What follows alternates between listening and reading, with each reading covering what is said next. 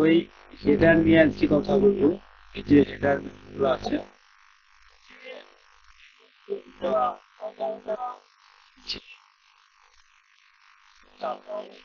এগুলো আছে,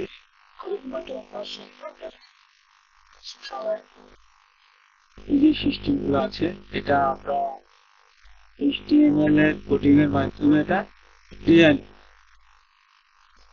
তো আমাদের কাছ থেকে যিনারা নিয়েছেন বা নেবেন, তো এটা কিভাবে নেবেন আর এটা কিভাবে ব্যবহার করবেন সেই সম্বন্ধে একটু বিস্তারিত আলোচনা।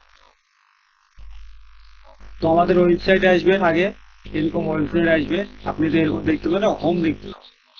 হোমে থাকার পর এখানে সার্ভিসে আসার পর এখানে দেখুন সফটওয়্যার লেখা।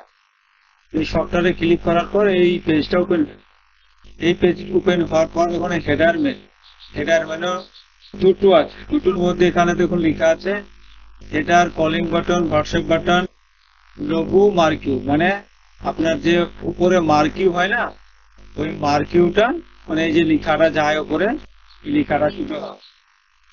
তো আমি একটু ছোট করে দেখিয়ে দিই, তাহলে বুঝতে পারবেন লেখাটা কি। এই যে লেখাটা, এই লেখাটা উপরেও হইতে পারে, নিচেও হইতে পারে, আপনি যেখানে, ঠিক আছে।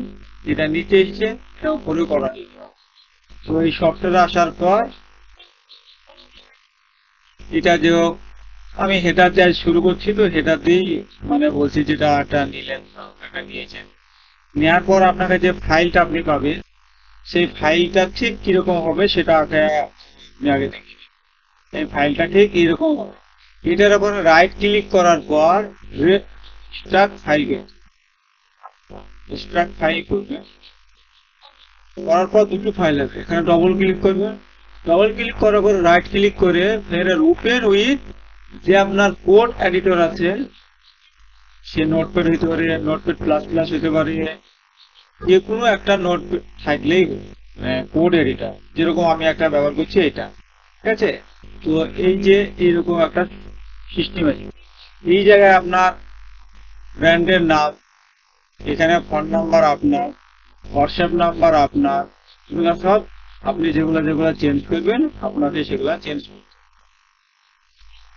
করার পর এখন কি করবেন, সেগুলো এখন কাজটা আমরা শুরু করি। এখানে আসার পর এটা তো পারচেস করলেন, নেওয়া হলো, স্টক করলেন, ওটা কপি করবেন, যা সেটা ধরে এখান ধরে কপি করবেন, যেগুলো আছে এগুলো ধরে এগুলো সব কপি করবেন, মানে যতটা ওখানে থাকবে সব কপি করবেন। কপি করার পর আমরা যাব যে সাইটে আমরা অ্যাপ্লাই করব, সেই সাইটে গেলে এই সাইটটা দেখুন এখন বর্তমান ফাঁকা, এই সাইটে আমরা অ্যাপ্লাই করব। তো হোম পেজ থেকে আপনি এখানে যেটা হ্যাডের থেকে আপনি টেমপ্লেট থেকে থিম বিল্ডারে চলে আসবেন, এরকম পেজ আসবে। এখানে বক্স নেবেন একটা, বক্স নেবেন, বক্স নেওয়ার পর এই বক্সে ক্লিক করার পর এখানে সার্চ বাটনে লিখবেন HTML, তারপরে HTML-টা খুলে যাবে। এইখান থেকে ধরে নিয়ে এইখানে ছেড়ে যাবে। তার আগে একটা কাজ আছে যেটা আপনারা বলা হয়নি, যেটা ডিলিট করে দিই। আমি একটা নিলাম, এটা দেখুন কিছু গ্যাপ রয়েছে,